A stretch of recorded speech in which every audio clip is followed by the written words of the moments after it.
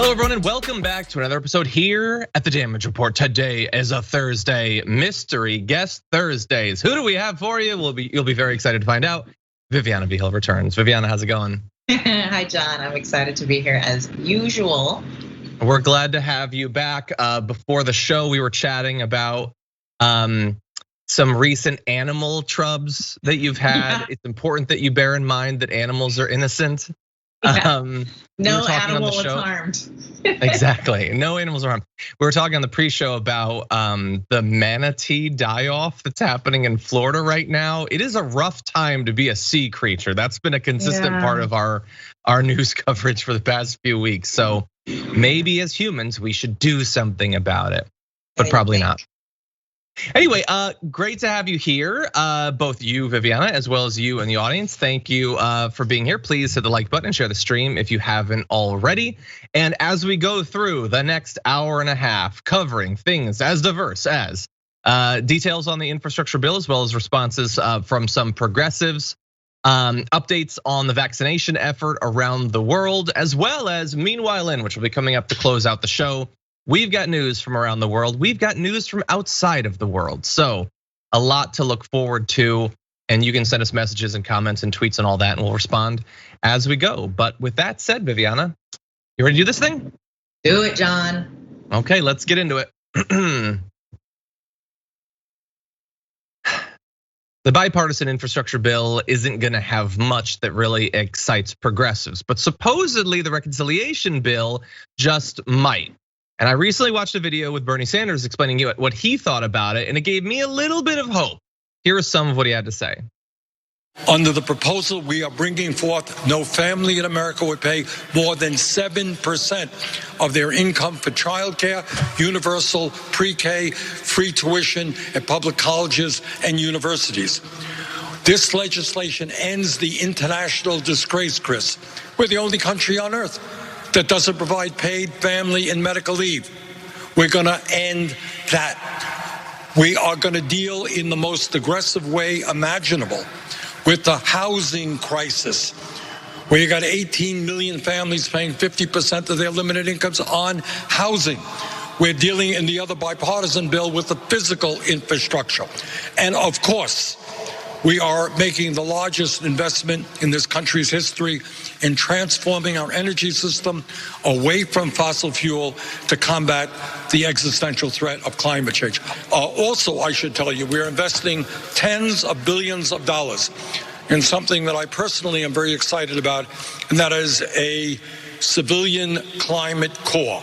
We're going to give hundreds and hundreds of thousands of young people who believe passionately in the need to reverse climate change the opportunity to earn good pay and get an educational benefit as well to help us combat climate change.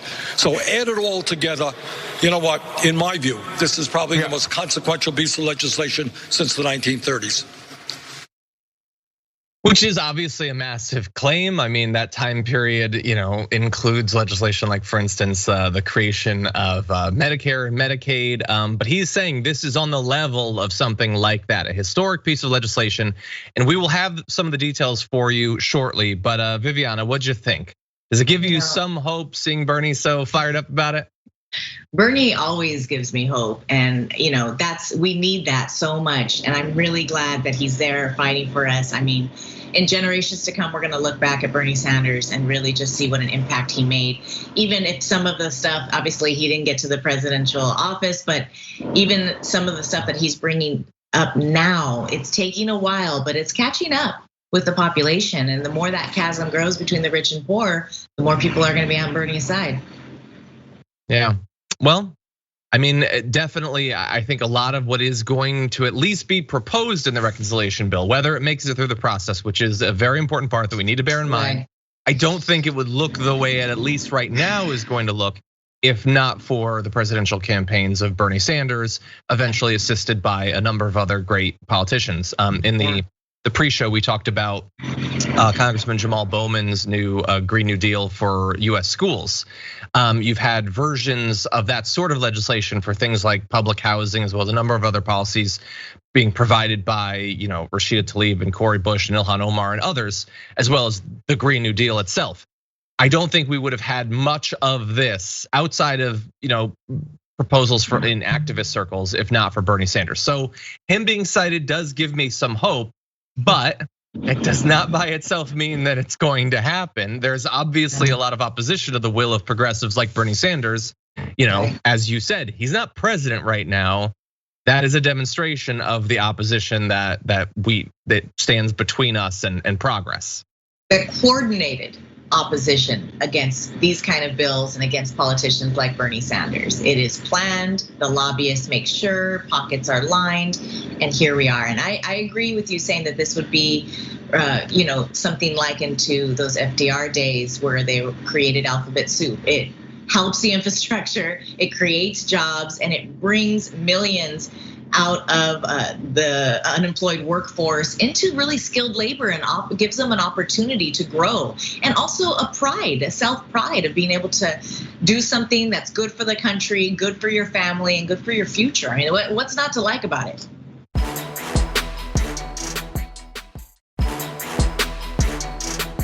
Yesterday, when we began talking about the reconciliation infrastructure bill, the details were sparse. Like we basically knew that there was going to be an expansion of Medicaid to include dental, vision, and hearing, that sort of thing. And aside from that, there really wasn't much. Well, hold on to your butts because now the details are coming in. Although I want you to bear in mind as we go through these, and there are a lot, these are the things that we are being told will be in it initially. That doesn't mean that they're definitely going to be in it, and it certainly doesn't mean that they will make it through the process of negotiation, because while reconciliation means that this bill can pass with just 50 votes, that does mean that you'll need all 50 Democrats, because there's not going to be one, there's not gonna be one Republican who's gonna sign on to this. And unfortunately, some of the Democrats are basically Republicans. So we're gonna give you a lot of good details here. Maybe some or most will make it through, but there's also gonna be Kirsten Sinema, and there's gonna be Joe Manchin, and there's gonna be John Tester, and there's gonna be a number of others. So bear that in mind. But that said, here is some of what is making into the reconciliation bill, which you'll recall Chuck Schumer told us is gonna have all the stuff that Biden wanted. So let's see if it does. So it's gonna have tax credits. It extends the child tax credit, which is actually just rolling out today, right now, under the American Rescue Plan, the earned income tax credit, and separate child and dependent care tax credit. So that's part of the human infrastructure. In the area of climate change, it creates 80% clean electricity and 50% economy-wide carbon emission standards by 2030. More funding for a clean energy standard, clean energy and vehicle tax incentives, climate smart agriculture, wildfire prevention, federal procurement of clean technologies, and weatherization and electrification of buildings, which is actually a component of Jamal Bowman's plan for schools.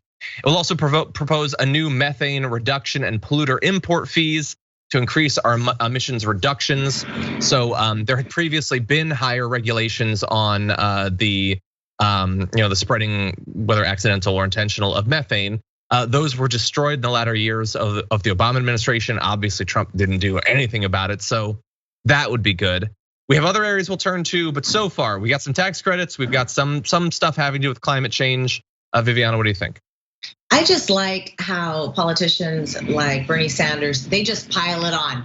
You want that? Here's everything we want. And we all know that we're not gonna get everything, but you know what? Maybe we'll get something.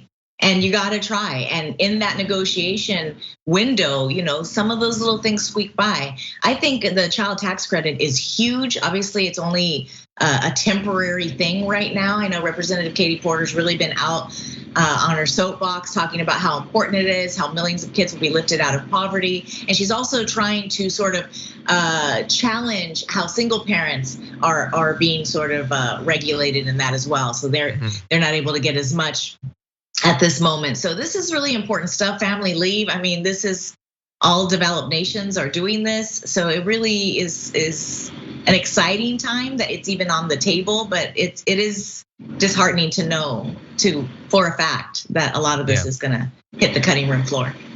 Potentially. I'm glad that you mentioned the extension of the child tax credit. I know that the right is, even as we're broadcasting this, attacking it. Fox News was going hard against the child tax credit right now, which I just love.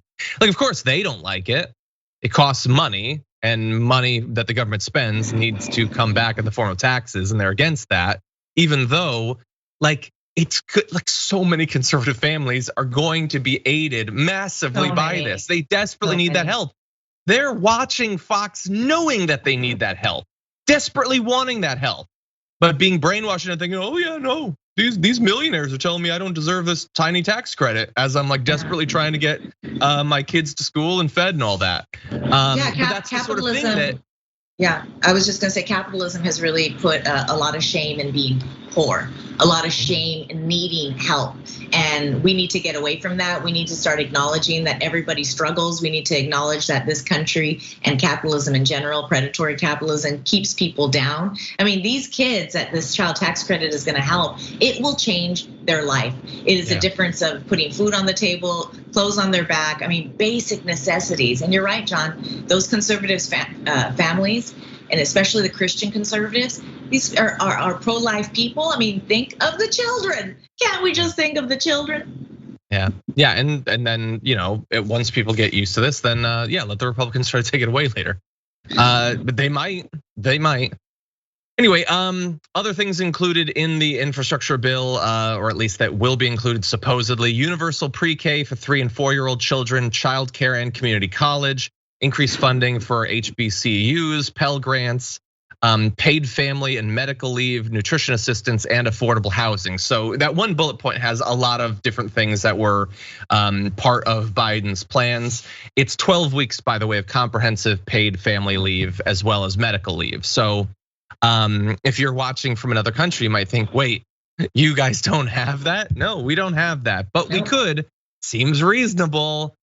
We're the best. We're rich. We're number one, but we don't have some of the basic, rights and protections that other countries have. But maybe soon we could with this. Additionally, you have the extension of dental, vision, and hearing benefits under Medicare, which we talked about a moment ago. Also, expanding Medicaid coverage to states that haven't done so yet. So what they mean there basically is that if you're in one of the multiple red states where your Republican governor said, oh, you federal government, you wanna give us free money to insure poor people? No, we don't want your free money, we're not gonna do it. They literally did that, and they've held strong on that for over a decade. Well, this is going to allow people in those states to access the benefits that they should have had for a very long time. So that is certainly good. There's other stuff with housing investments and manufacturing, and a bunch of other stuff, but all of this is pretty good. You've got the civilian climate corps that Bernie talked about, tax credits for EVs and clean energy, community-based healthcare. There's a lot of different stuff here. No word yet on the lowering of the age for enrollment in Medicare that had previously been talked about as being in, but I don't see that yet, at least in the proposals I'm looking at. But it's a lot of different stuff. Again, we don't know what's gonna make it through, but it looks pretty good so far. Yeah, that lowering of the age, that was what Biden and Harris used to get into office. Oh, we're gonna lower it, we're gonna do this and that. But I wanna jump back into pre-K, nutrition assistance, free community college, Pell Grant expansion, all that kind of stuff. I mean, this is the kind of thing that we need to invest in our youth for, because it'll make us competitive with other countries. And educationally, the United States is falling behind. I mean, we are not at the same level of other developed nations, and it seems like a basic thing. All of this seems basic, doesn't it?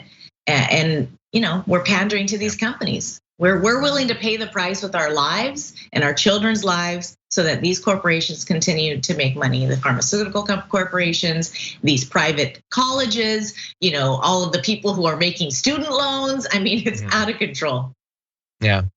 And when you look at this, like this is all stuff that is consistent with what Democrats campaigned on, that Biden had said he would support. People obviously preferred this to 4 more years of Donald Trump. So I don't know, maybe it's radical, but just give it to them. Give them the things that you promised that are highly popular, that would be popular not just amongst your base, but many Republicans would love quite a bit of this. I don't know. I don't rule anything out because we live in a crazy country, but I don't think a lot of conservatives are gonna be like, well, I'm about to have a kid, I'm not gonna take my family leave. I will stand on principle against this commie BS. No, they would very much like to be able to be with their kids after they're born and not lose their career as a result of it. They'll take the family leave. They'll take a trip to Cancun and they'll still say it. Yeah. They'll still say it. I feel like that example is Ted Cruz specifically, but I see what you're saying there. By the way, also really fast, I'm not gonna go super in depth in this, but the PRO Act is also supposedly being included. So this is another fairly comprehensive labor and working American rights piece of legislation that we've talked about quite a few times.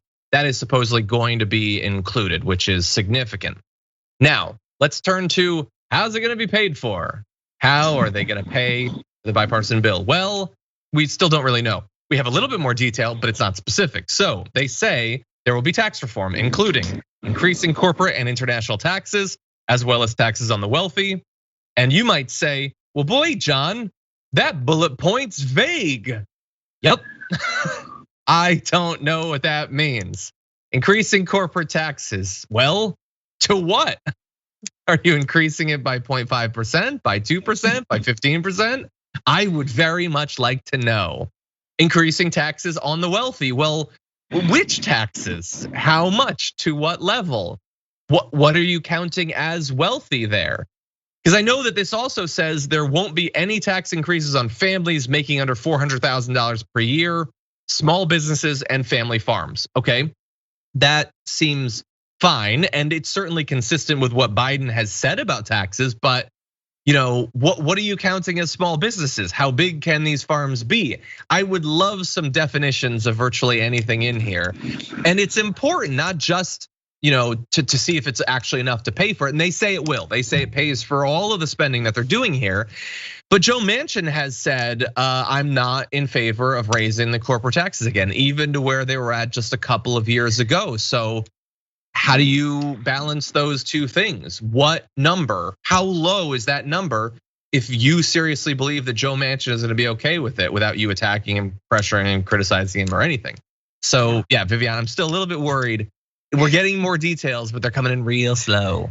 And they're gonna come in real slow and then it'll disappear. But going back to what these small businesses are, if there's any indication by how the PPP forgivable loans were rolled out, we were seeing people, even like influencers who are making millions, being protected by these kinds of laws. So it's gonna have to be a little bit more specific to really protect the people that need it. And not just this, really general language that the people with money can access because they have the help with tax accountants, et cetera, attorneys to be able to find those loopholes. And so it's challenging. God forbid corporations actually pay any taxes at all. Well, raise it from zero. Yeah, let's raise it a little bit more than that, I'd say. Yeah.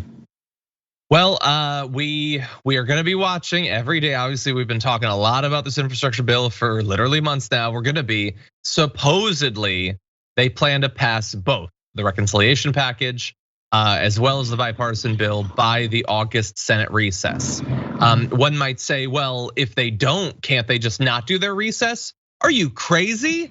They get all the time off they want. Why should they have to work? They're only the greatest body in history. But anyway, that's supposedly. So God forbid we allow seniors to get hearing aids. God forbid we expand it so they can, work on their dental plan. Because guess what? You need the dental plan more when you're older than ever. Hello. That's true. It's sad. Senators need it. Yes. Yeah, and they get it. They have different insurance, John. You didn't know that? Yeah, they do have very good insurance. That is true. Okay, well, unfortunately, we do have to take our first break, but when we come back, we're gonna be checking in on the international vaccination effort, as well as one way that one really craven US-based politician is trying to cash in literally on anti-vax sentiment. We'll have that for you after this.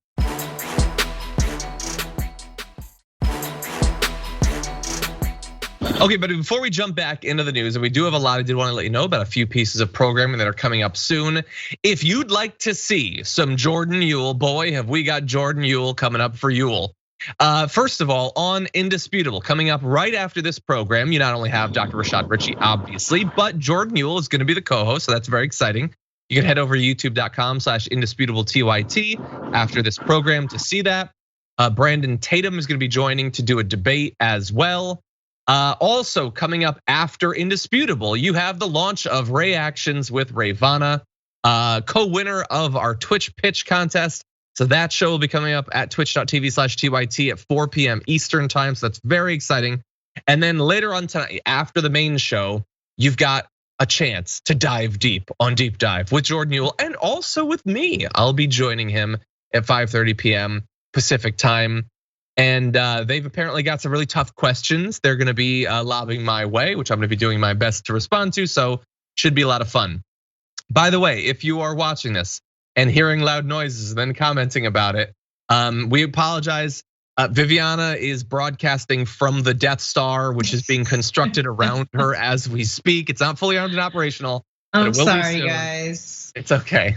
Someone was saying, "Is that a hungry dragon?" And someone said, "I think it's Satan." Just like a rumbling. It's a jackhammer dragon, and it started right when we started going live. So sorry about that. I can't control. But you know what? We're talking about the infrastructure bill, and it is related. So that's true. We wanted to create an ambiance of infrastructure. Anyway, with that, why don't we jump back into our news? Officials of the WHO are criticizing the early plans being worked on in some of the richest nations in the world to create booster shots for the COVID vaccine, while the vast majority of the world's population hasn't had their full inoculation, haven't had their first shot, and probably doesn't know when that's actually going to happen.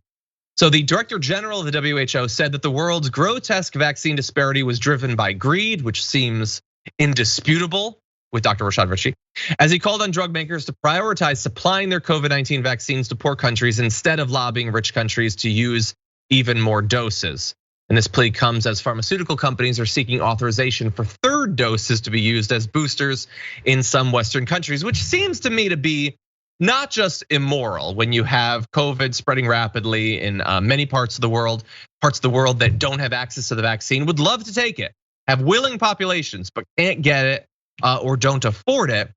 And here we're like, let's create a third dose when there's like, we're running out of people who even want to take the second one here. So I'm glad that the Director General of the WHO is pointing this out. It is a massive immoral problem.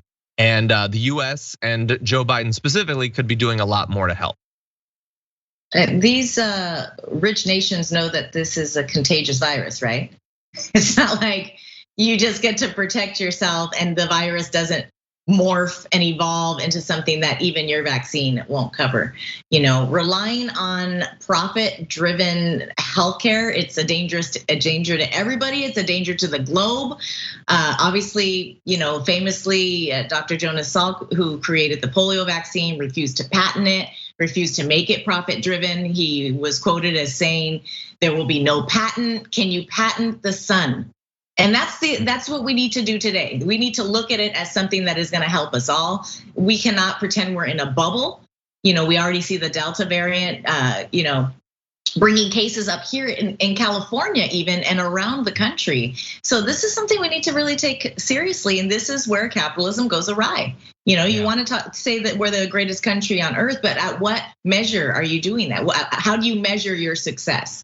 I think we need to measure it by the most unfortunate of those in our own country. So we're not having success, actually. Yeah. I mean, we're not having a great deal of success here in the US. It's a slightly different problem. It's still capitalism, but it's a little bit less the pharmaceutical companies and a little bit more media knowing that they can make money off of convincing people to leave themselves vulnerable to a fatal virus. But yeah, internationally, it's definitely greed. You're right, and I love this quote from Dr. Michael Ryan, emergencies chief for the WHO, says, "This is people who want to have their cake and eat it, then they want some more cake, and then they want to eat that as well." Yeah, these companies. And we know what happens to those people. We know what happens to people that want. Yeah, they end up needing pharmaceuticals actually. And these companies have obviously, look, they made the vaccine. That's great. I'm gonna credit the scientists who made it rather than the CEOs who run companies like Moderna and Pfizer and all that. But that's good. That's good, and they deserve to make some money off of that. They were promised money. They will be given money. But now they're want more money. Like, okay, so we got that. Now we need the booster bucks as well. And they have agreed. Pfizer and Moderna have agreed to supply small amounts of their vaccine to the COVAX program, the international effort to give it to countries that don't have the means or the access right now. But the vast majority of their doses still are reserved by rich countries, including upcoming doses. Nearly 60 poor countries have stalled in their vaccination efforts, and their biggest vaccine suppliers unable to share any doses until the end of the year. And the thing is, we here in the US, like we had a little bit of media outcry and people saying, hey, shouldn't we do something to help? And eventually Biden was like, yes, we're gonna provide some doses someday, maybe a few at the end of this year, mostly next year. And as Viviana said, we can see the Delta variant starting to spread, starting to take more lives here in the US, certainly internationally. What is going to be left by then? And yeah, they'll need it. And I'm glad that it'll be available then. But it's really a crapshoot for people living in some of these poor countries, just hoping that they will survive long enough to eventually get the slow, reluctant aid from wealthy countries like the US and others. Yeah, other countries are relying on masks right now because of there's no access to the vaccine. And I hate being cynical in this borderlines on conspiracy theory, but is there a chance that these pharmaceutical companies want the virus to evolve? Because then they can continue to make boosters. They can continue to give you something that you need to stay safe. Something to think about. Yes, I hope not, but they are certainly greedy, and they are gonna want another slice of cake after the one that they're trying to prep to eat right now. Yep. Really fast, I did wanna let you know about the current level of success in vaccination. So let's throw up the countries that have done pretty well in terms of vaccination. We can show you, there are some countries approaching 70%. They tend to be small countries. So countries like Malta, San Marino, stuff like that, Iceland, are countries with both good policy and small, generally geographically like easy to reach populations. But then you have some larger countries eventually getting down into countries both. You've got some South American countries, some Middle Eastern countries, the UK and the US show up on the list. Eventually Spain and Canada. This is where you're dropping down to less than 50% fully vaccinated. So that's good. Some of these richer countries have been relatively successful. If you scroll really far down on that chart though, you eventually get to countries where their position on the chart looks a little bit more like this. So let's bring that up. Okay, so you might say, well, John, the numbers aren't on there. How are they doing? They're nothing. They basically have no vaccination. That's what you need to know. It is effectively the same as 0% of the population having been vaccinated. There might be some limited supply that has gone generally to the incredibly wealthy and those who are politically connected. But in a number of these countries, they might as well never have had a vaccine. And those people are going to suffer, and many will get hospitalized and many will die as the variant continues to spread. And we in the US especially, but in other rich countries too, have decided, I'm okay with that.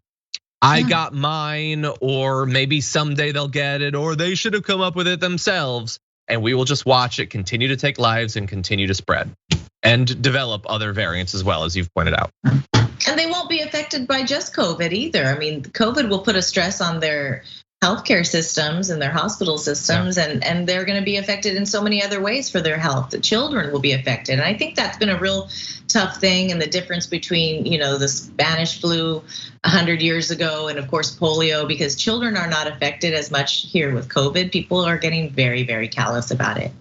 Yeah. Well, why don't we turn to a different angle on this? Obviously, the failure internationally, which we're a part of, is one thing. But the US has its difficulties too, and it's thanks to absolute grifters in media and politics. Let's turn to that.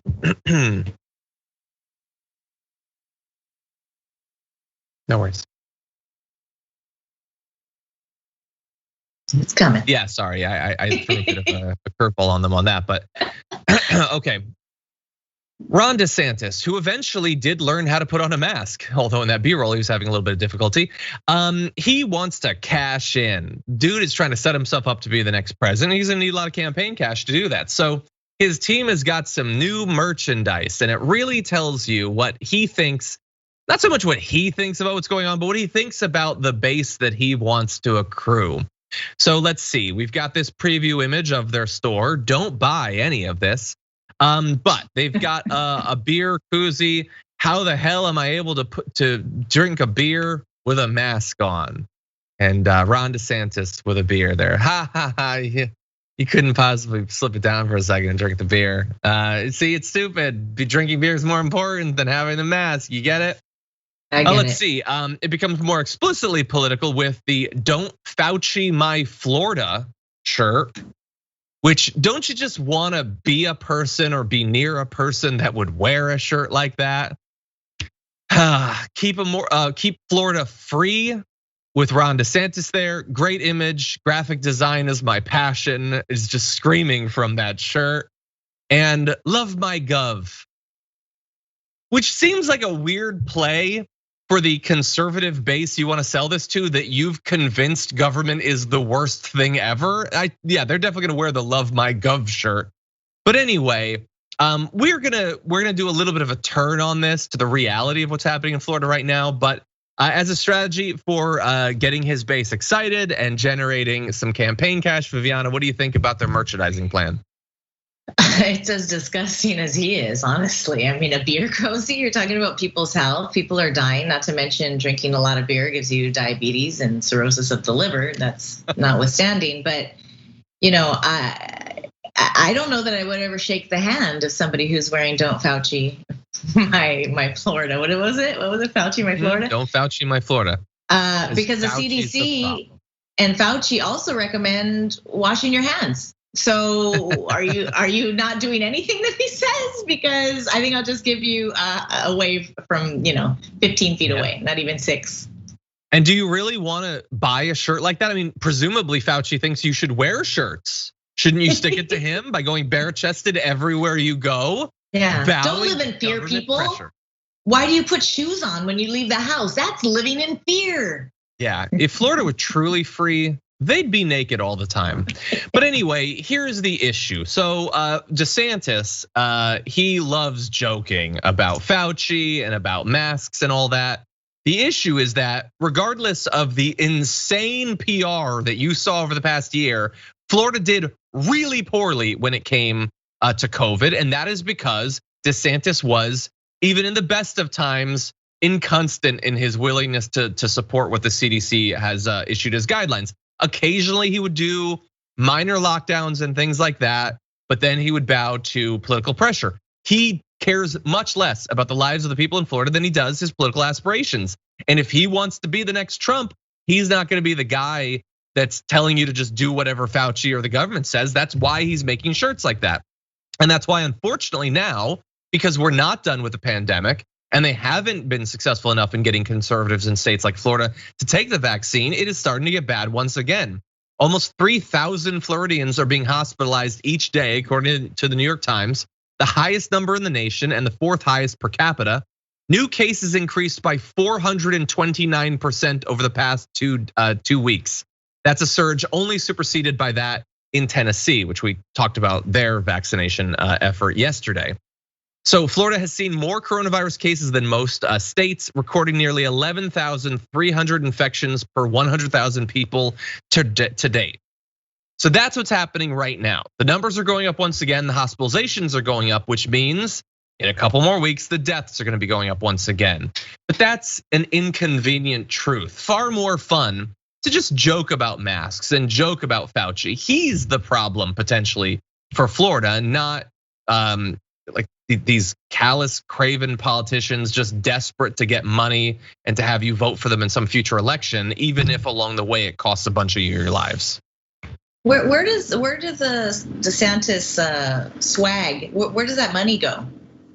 I'm assuming to his campaign. I mean, it's being sold on WinRed, which is one of their like big, it's Team DeSantis. It's got to be going in his campaign coffers, I would assume. So nothing to help his constituents who actually do have COVID, who are being hospitalized and hurting. I mean, and we all at this point know somebody or somebody's mother or parent who has gotten seriously ill from COVID, has unfortunately passed from COVID, and even after they get better, if they make it out of the hospital, we're seeing months and months of people still on oxygen, really struggling. I mean, this is just the most callous campaign I've ever seen. Very, very sad. And these politicians will acknowledge that the virus exists. They just keep downplaying it as if it's, something as minimal as a slight cold. Exactly. Yeah, exactly. And look, he gets to make this choice. The people of Florida narrowly chose him as governor, thanks to large part to voter suppression, but whatever. So if he wants his legacy to be that Florida will suffer far worse and already has than it needed to, that's fine. The only thing I can hope to have some sort of influence on this is that people understand coming out of it that that's what happened.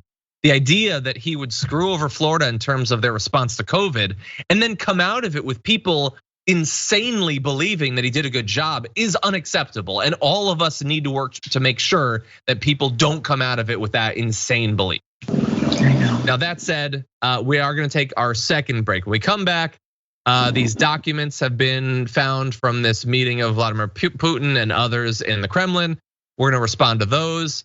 As well as the abortion bounty hunting story coming out of Texas. We've been waiting to talk about this. Really excited to see what you think about it, Viviana. We'll have that for you after this.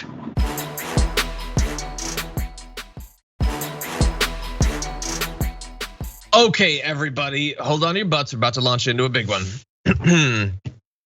New documents have been attained, apparently demonstrating that members of the Kremlin, including Vladimir Putin, had a meeting back early on in 2016 and had decided to assist Donald Trump in becoming president.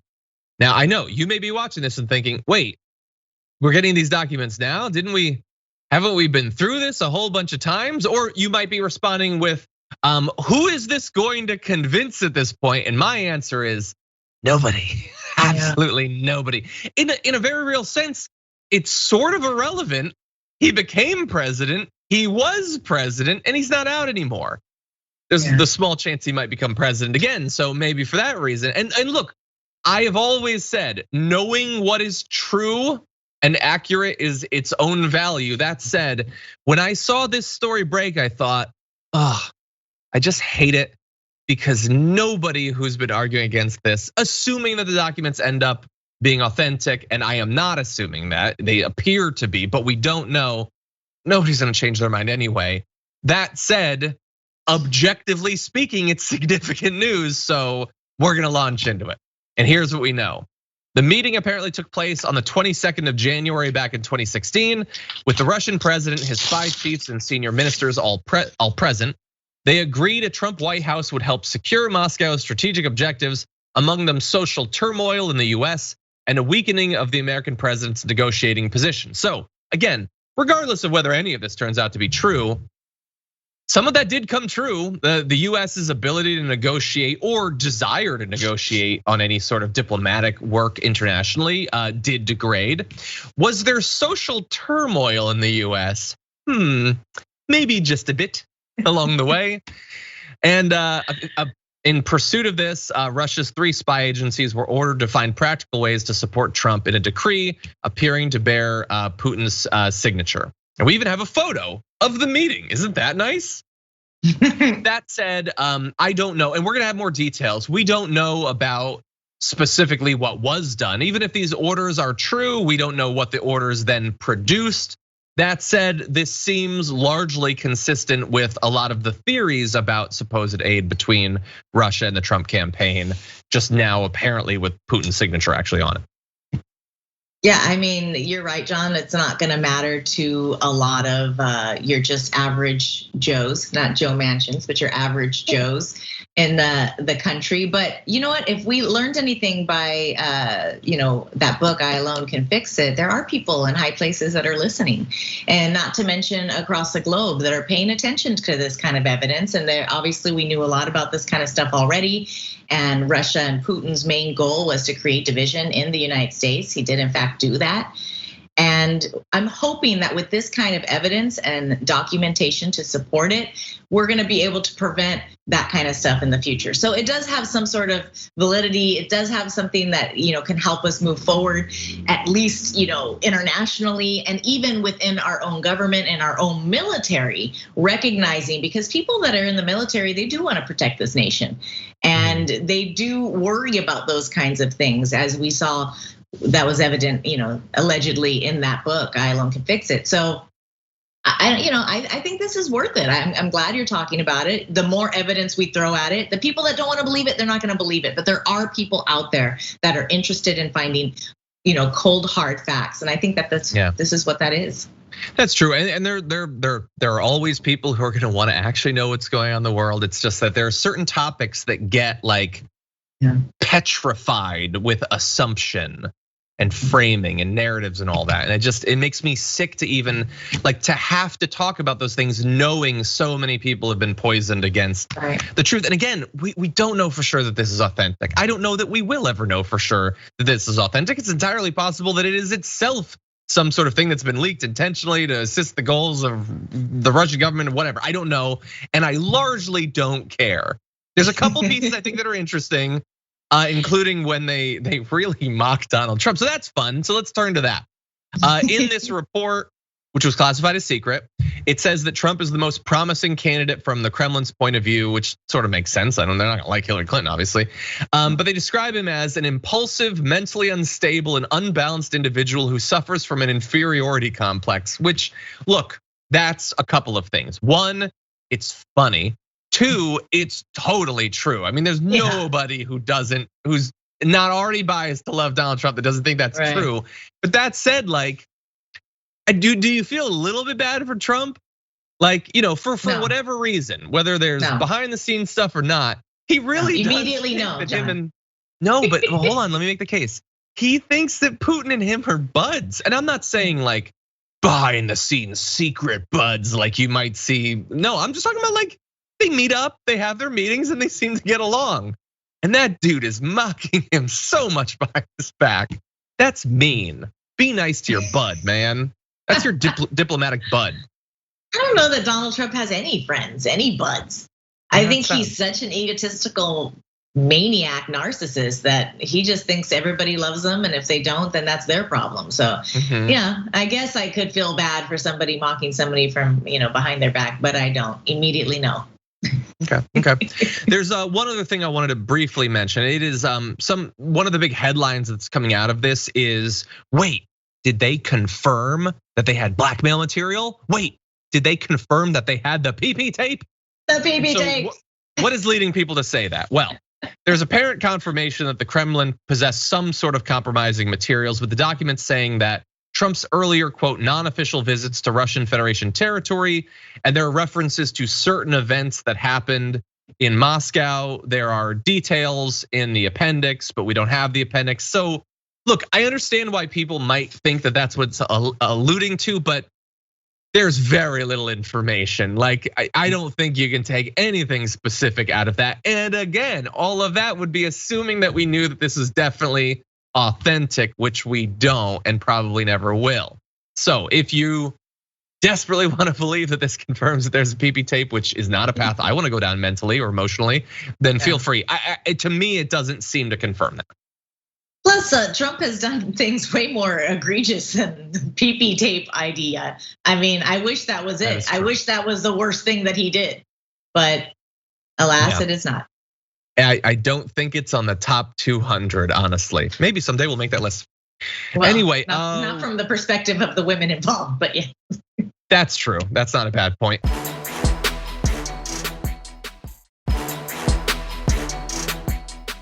Okay, so here's what we're gonna do. We're running low on time. This next story is gonna take a while. So why don't we jump to the F block? How about that, Sophie? We cue up the F block. But for those of you who think that I always skip the D block, that was the D block, and we just finished it. So take that, okay? Anyway, with that, why don't we launch into our last story of this first hour? Things are developing fast in the area of hashtag Free Britney, with Britney both using the hashtag for the first time and for a very good reason.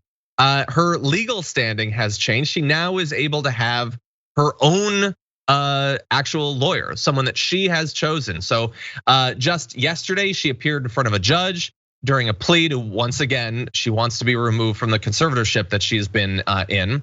And the judge actually approved of her request to hire her own attorney for the first time, Matthew Rosengart.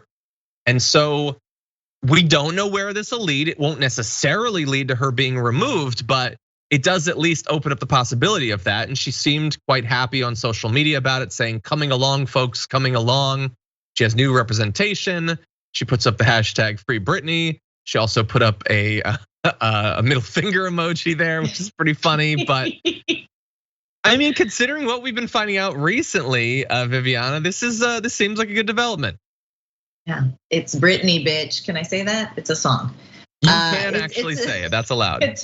It's an exciting time, not just for Britney, but for any sort of conservatorship abuse that's going on. So, with the legal world, and you could talk to Adrian a lot more about this, obviously, but it all talks about precedent. So once you have that precedent, it can really lead the way. So this is a huge case for a lot of people who, are even elderly, who are being taken advantage of left and right in this kind of circumstance. So I'm excited to see where this will go. Yeah, exactly. And I'm assuming as the case proceeds, we might find out even more about some of the restrictions, her mental state. It's exciting to see progress on this after so long, and it seems like it's been developing very fast. Did you hear? Sorry, John. Did you hear the audio of her letter that she read to the court? Did you hear the audio? No. I read excerpts from it, but not the audio. I did hear it. She sounded very lucid. I mean, she has been sort of sheltered her whole life in a lot of ways, but this seems like a woman who knows what she wants and who's been very clear. And so I'm super glad that she's had this opportunity. Yeah. Well, unfortunately, along the way, you mentioned there about her being taken advantage of and all that. And why should the taking advantage and the grifting and all of that end so soon? It's like we're playing Mad Libs with the news, but Matt Gaetz showed up and he wants to be involved. Here he is talking about the case. Been abused by the media, she's been abused by a grifter father, and she has been abused by the American justice system. And so we need to come together and to create a federal cause of action, a federal change in the law that will free Britney and the millions of Americans who are impacted by a corrupt guardianship system that empowers people to take advantage of the weak. That is what we stand for, and that should unite all Americans. Go away. Yeah. Hashtag free Britney, hashtag go away Matt Gaetz. What do you have to do with any of this? Why are you at an LA rally? You attack us constantly. This seems to me, unless there's some long-standing thing where, I don't know, maybe he's been making YouTube videos about Britney Spears for literally years and how he wants to defend her. It seems like this dude is desperate to have his name associated with something other than the charges which might well be forthcoming in regard to him in the near future. So he definitely doesn't need to be a part of this. But by the way, Viviana, I don't know what Britney Spears' view of Matt Gaetz is. For all I know, she's a Republican. I honestly have no idea, but it's just such a random thing for him to tie himself to this case at this late date. I mean, obviously he's capitalizing on the attention and the media blitz that's going around it. I'm sure Britney appreciates any support that she's getting. I'm not sure. I mean, Matt Gaetz is pretty young, so it wasn't an inappropriate crush, but I'm sure he had a crush on the little girl Britney Spears years ago, and that's probably who he still has in his mind. So of course he wants to go to bat for that. We'll let the charges speak for themselves, okay? We don't have any evidence of him trying to Venmo her or anything. If it was there, we'd see it because he doesn't know how to turn it to private. So anyway, yeah, and he apparently insulted Jamie Spears too. Yeah, just go away. Just so done with him. Just go to jail and not in a lock up all of our political opponents. I just want you individually to go to jail because you apparently have done a lot of work to earn it. Anyway. That is all the time we have with this first hour. But again, I did want to let you know that while we're going to be coming back after this short break with a lot more news for you, including Meanwhile In. Also, after the show, you've got Indisputable, Dr. Rashad Ritchie, and Jordan Ewell are going to be breaking down the news, which is going to be awesome. And even after that, you've got the launch of Ray Actions with Viviana. So what's going to happen? I don't know, you don't know, it's the first time, but it's gonna be amazing. You're definitely gonna wanna check it out. That's coming up right after Indisputable. That said, we are gonna take a short break. Thank you to our linear audience for watching. We love your support. We've got more news coming for those of you on Twitch and on YouTube after this.